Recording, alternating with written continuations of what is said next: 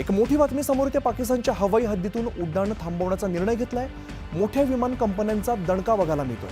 पाकिस्तानच्या कमाईमध्ये आता यामुळे आणखीन घट होणार आहे। एअर फ्रान्स, लुफ्थान्सा आणि ब्रिटिश एअरवेज, इतिहाद आणि ओमान एअर यांनी पाकिस्तानच्या हवाई हद्दीतून उड्डाण थांबवण्याचा निर्णय घेतलेला आहे। त्यामुळे पाकिस्तानला आर्थिकदृष्ट्या याचा मोठा फटका बसणार आहे। प्रशांतीला रामदास आमचे प्रतिनिधी अधिकची माहिती देतात। प्रशांत, पाकिस्तानला आणखीन एक मोठा धक्का बघायला मिळतोय। पाकिस्तानच्या हवाई हद्दीतून उड्डाण थांबवण्याचा निर्णय या मोठ्या विमान कंपन्यांनी घेतलाय।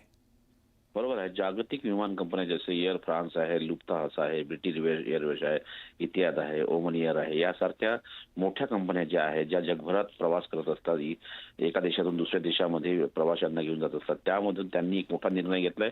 त्यांनी पाकिस्तानच्या हवाई हद्दीतून उड्डाणे थांबवण्याचा निर्णय घेतलाय। यामुळे पाकिस्तानला मोठा आर्थिक फटका देखील बसणार आहे।